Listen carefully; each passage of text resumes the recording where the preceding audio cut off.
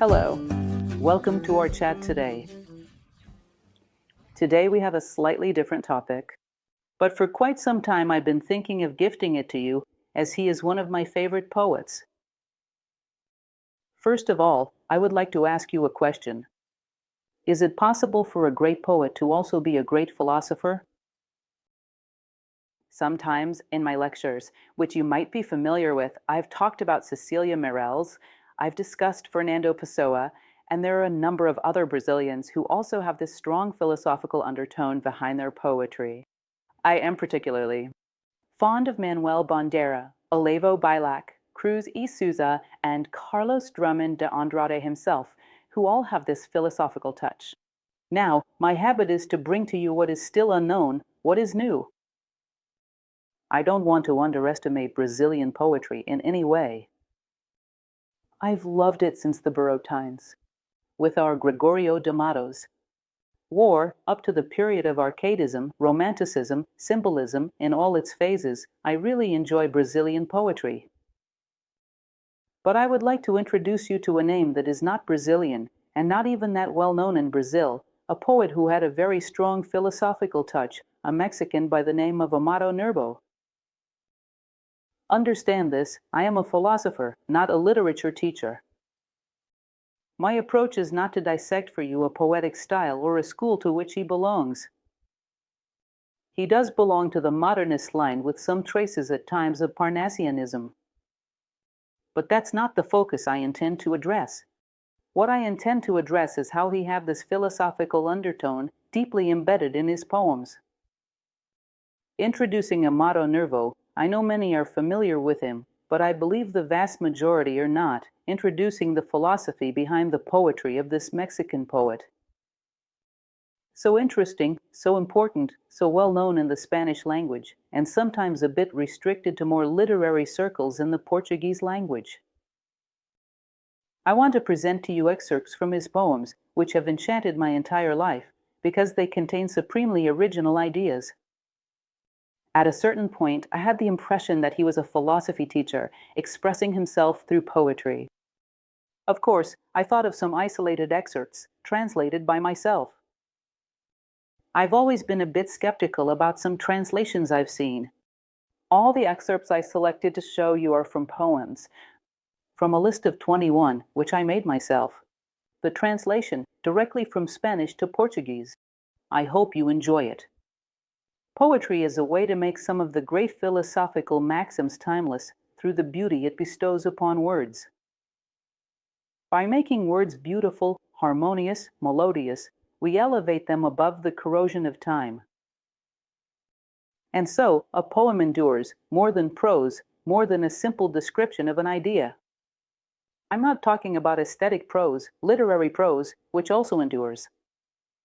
And that, sometimes, is also very poetic. But within the poem, true things, when said beautifully, achieve a way to endure. They reach the future with much more ease. Let's get to know this writer, then poet, diplomat, Mexican journalist, Amado Nervo, who, in fact, we'll see that Amado Nervo wasn't actually his real name, it was an artistic name. Amado Nervo was actually named Juan Cristo Ruiz de Nervo. He was born in 1870 and died very prematurely in 1919. It's said that perhaps his death, so early, so sudden, surprised everyone. It might have been from the heartbreak he never understood. He never managed to overcome very well due to the loss of the woman of his life. Ana Cecilia Luisa, who passed away in 1912, inspired a whole series of beautiful love poems to his beloved who he lost. They shared 11 years together. She was the love of his life. So, he died still very young. He was a poet and also wrote prose, but his poetry, let's say, reasonably surpassed his prose in quality. And that's what immortalized him. We will look at various books, and I have selected some poems from all of them. I believe that Amado Nervo deserves, from a more qualified translator than myself, a more dedicated effort to bring a significant number of these poems into our language. He was a seminarian, journalist, correspondent for the newspaper, the Impartial, in Paris, which is when he met Anna Cecilia. Later, he became a professor and diplomat. As a diplomat, he returned to Paris, Paris, lived in Madrid, and then went to Argentina and Uruguay, which is where he met his death in the year 1919. So, above all, beyond all these multiple roles that Amado Nervo had, he was a poet. Sometimes I notice, even in his prose, how he gets lost in the middle of it and starts creating poetry. It's not that he gets lost, perhaps he finds himself.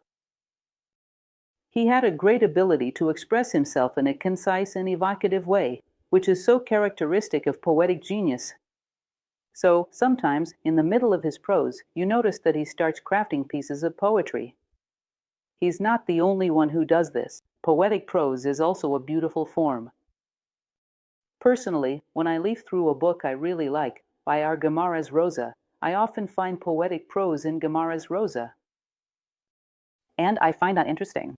Like someone who writes prose and poetry, well, when, at a certain moment, they blend these channels, that you can't quite distinguish very well, where one ends and the other begins. He had a deep friendship with the Nicaraguan Rubén Dario, who was an extremely expressive voice in Spanish language poetry, and indeed, he was greatly influenced by Rubén Dario. But he has his own style, his own way of expressing himself. And above all, there is a touch of intimacy, of inner life, and philosophical restlessness in the face of life's mysteries, which is very unique. It's very much his own. Constantly, his question inquires. His poetry, pardon me, questions life, questions death. It questions the meaning of existence, the meaning of value, the meaning of life itself. And that's beautiful. At a certain moment, he creates a true metaphysical spectacle through his verses.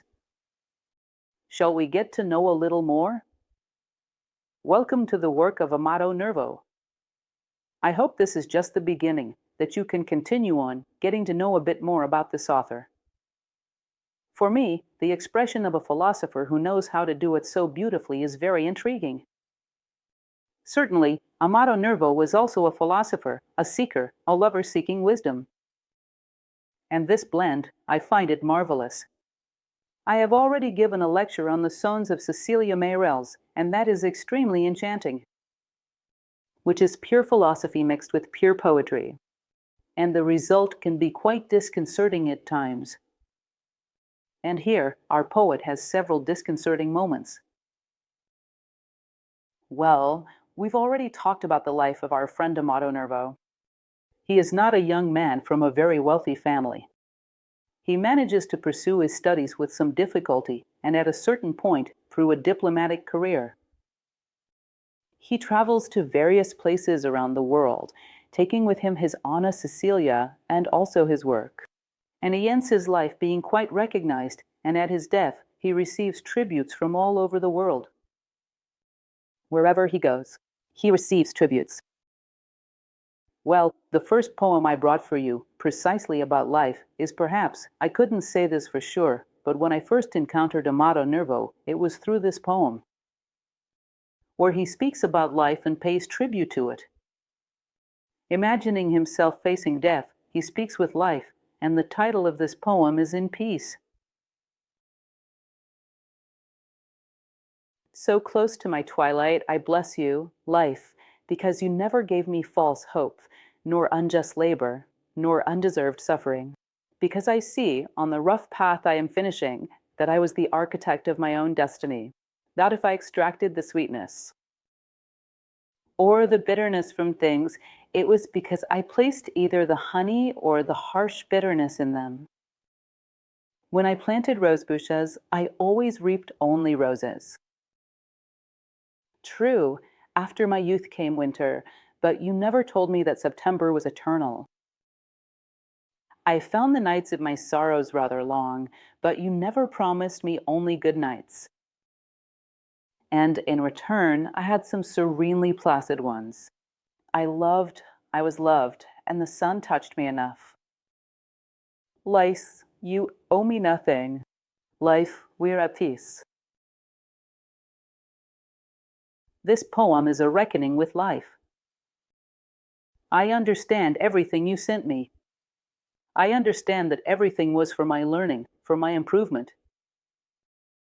I understand that much of the bitterness I had to taste was the bitterness of the seed I planted on earth, the seed I planted in the soil of life. And so it is as well. The sweetness came from the sweet seed I cast into the soil of life. I understand cause and effect. Amado Nervo is well versed in Eastern philosophy and even discusses Indian concepts in various parts of his work. He knows the law of karma and he doesn't shift responsibility for anything that has happened in his life. And he doesn't think life was unfair to him. Quite the opposite, it gave all the opportunities. Even the bitter opportunities made him grow. The sweet opportunities gave him serenity, peace of mind, and both were useful and necessary.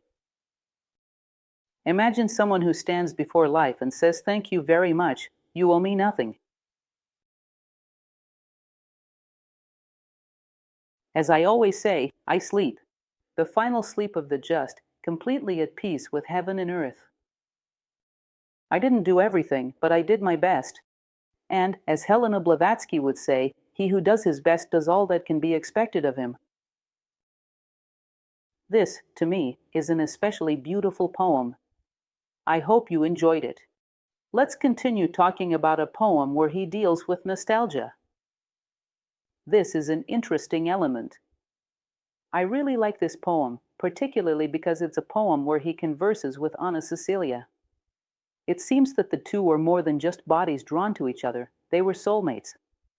And he talks about this longing, this nostalgia that they both have for a moment.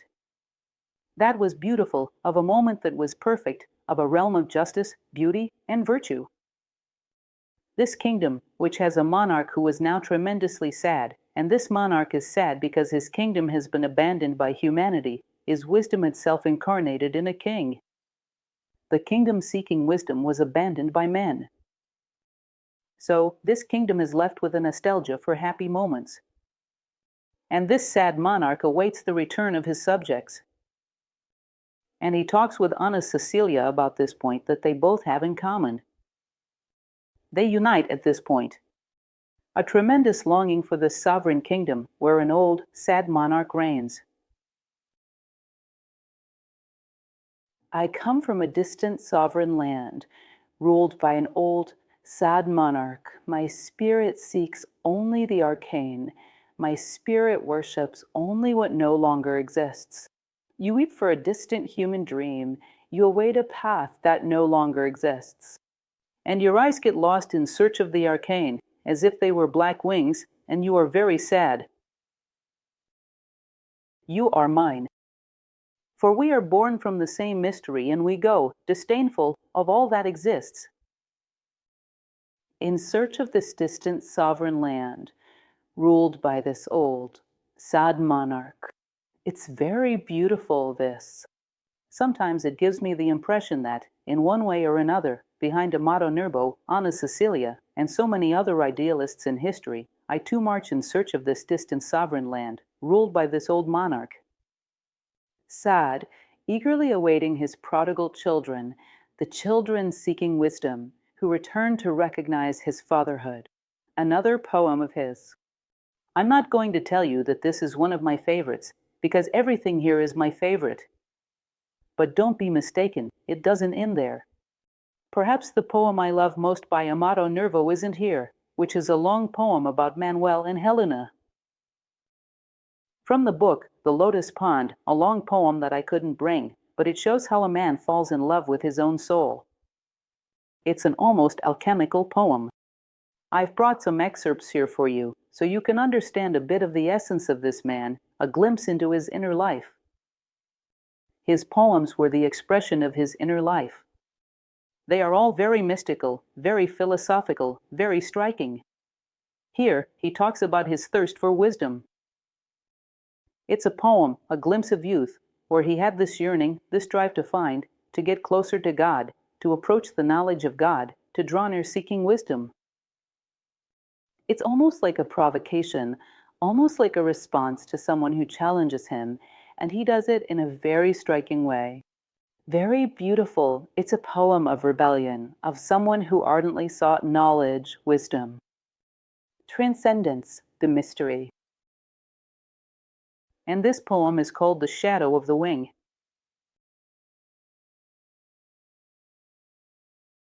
You, who think I do not see, in my arguments, in yours, you cannot imagine my desire, my thirst, my hunger for God.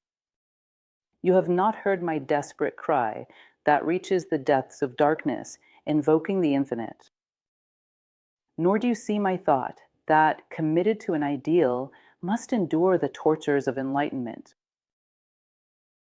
If my barren spirit had your fertility, a heaven would have already been forged to complete your world. But tell me, what effort fits in a soul without a flag that takes, wherever it wants, its tormentor, who knows? Who knows? That lives in fasting of faith, and with tenacious heroism keeps asking each abyss and each night a why.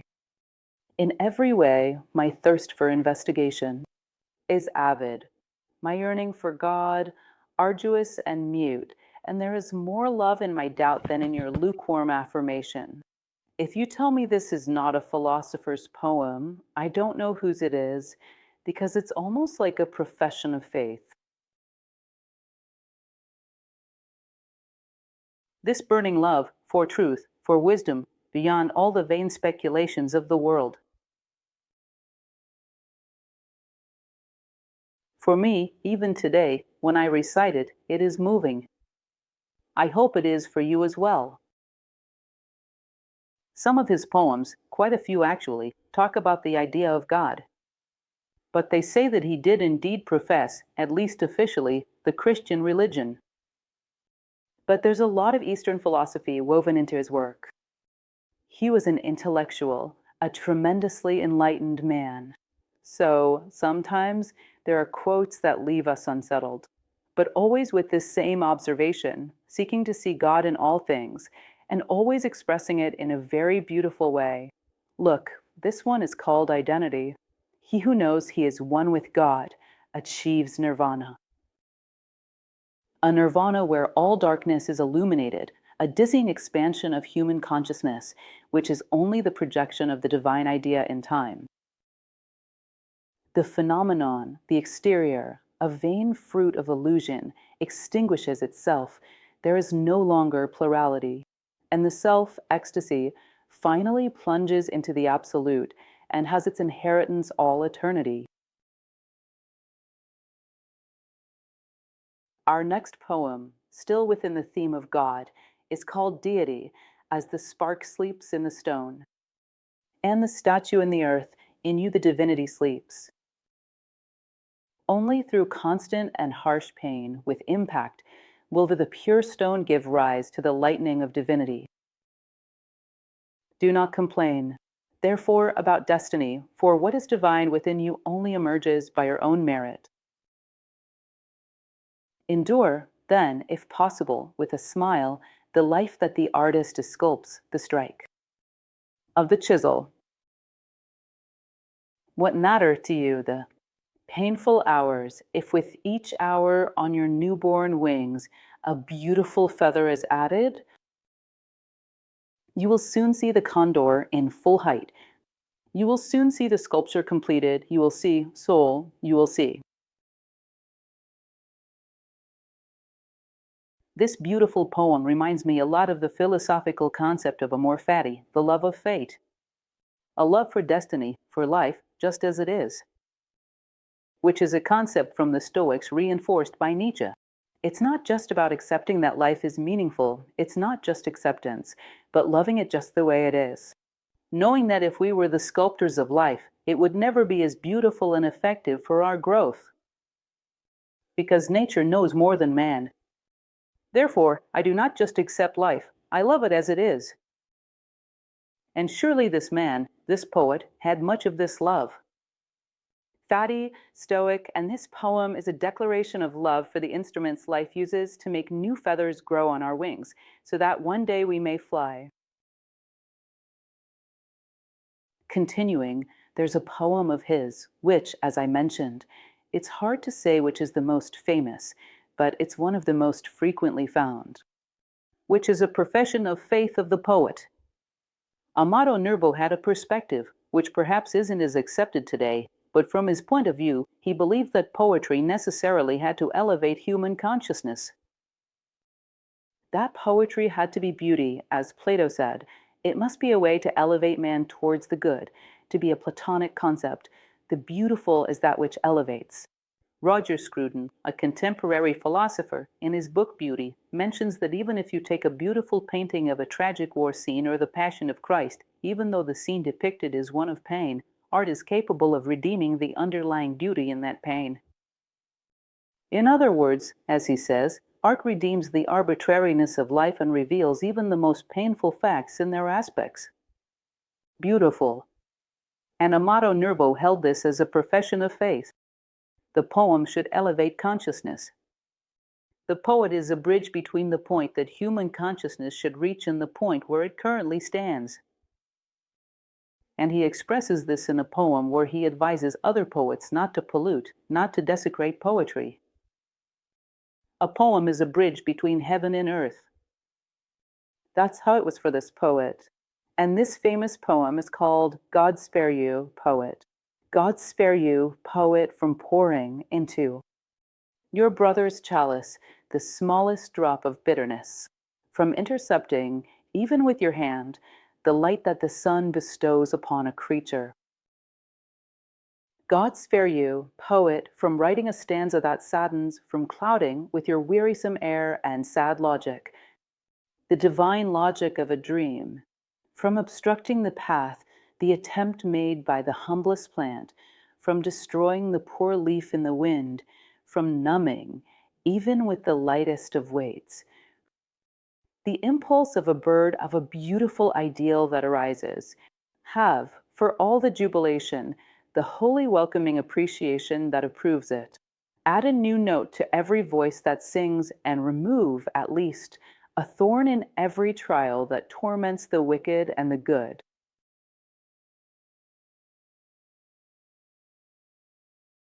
For those who feel poetry resonate within them, reflect on this appeal from Amado Nervo. Everyone has the freedom to express themselves in the way they see fit, but it doesn't hurt to listen to this profession of faith left by someone as expressive and important as Amado Nervo. Which, poetically, is the same phrase I often repeat from Cicero. Make sure you are a factor of addition in the lives of the people you engage with.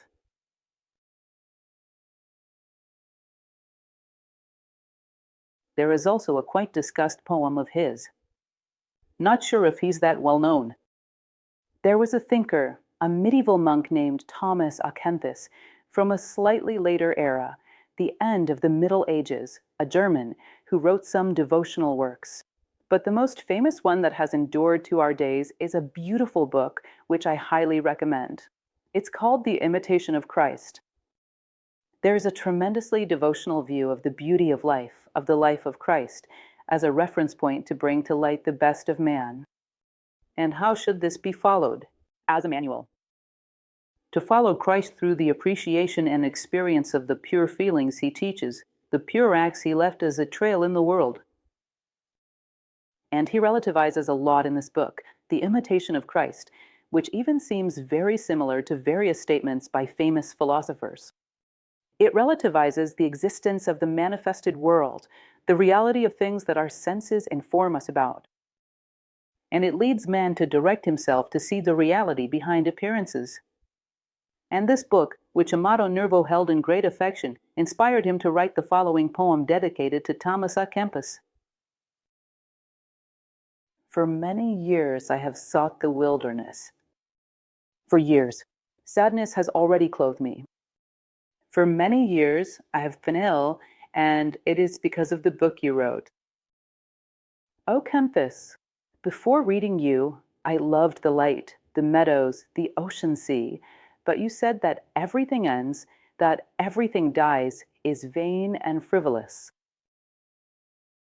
But as grave doctors affirm, that you, O Master, quote and amaze. Man passes as ships, as clouds, as shadows. I flee from every earthly bond. No affection shares my mind, and with your book under my arm, I wander through the black night. O Canthus, Canthus, ascetic hermit, pale ascetic, how you have harmed me. For many years I have been ill, and it is because of the book you wrote. Thomas à Kempis, then, in this book, which I personally like as well, an ascetic tucked away in a corner of the world at the end of the Middle Ages, burning with devotion for the attributes of Christ. This ascetic makes Amado Nervo consider the desire for transient things not condemnable, but rather superficial and insufficient to justify an existence. It is one of the impulses he attributes to the tone of inner life, the mystical tone of his life. Notice how a simple man in a remote and distant circumstance, with pure ideas, can change the life of humanity centuries later. A bit of this melancholy, this nostalgia for an ideal world found in the works of Amado Nervo, came from this book.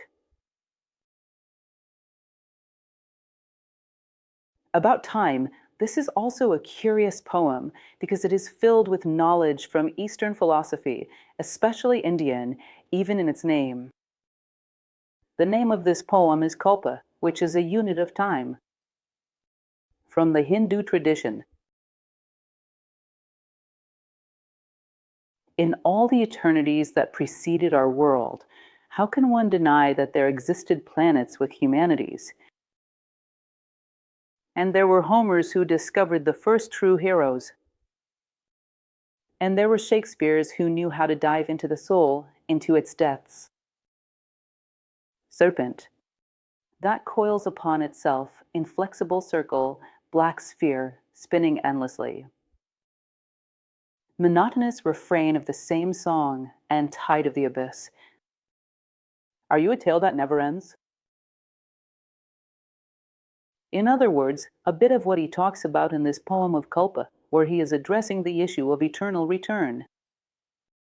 Since before this world existed, since before this humanity existed, the eternal quest for the attributes found in things, the eternal quest for the divine essence that is hidden within each transient thing, always was, always will be, a serpent coiling around itself. This is the Indian samsara, the eternal return.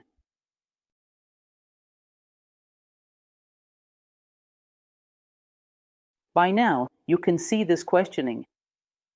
This intense interest in the search for truth, in the search for what is real behind the transitory. The loss of loved ones led Amado Nervo to stand on the brink of mystery, in search of an answer to all of this. It reminds me a lot of Cecilia Meirelles herself, who, faced with so many losses in her life, also created this mysterious and poetic inner life, which he expressed so well in his poems. Moving on, to wrap up, I would like to share with you an excerpt from one of his poems, where he also speaks a bit about the divine, a bit about his conception, a bit about his sense of life. The last stanza of this poem, Ecstasy, says the following: I want to be immortal with intense thirst, because wonderful is the panorama which the immense creation to me,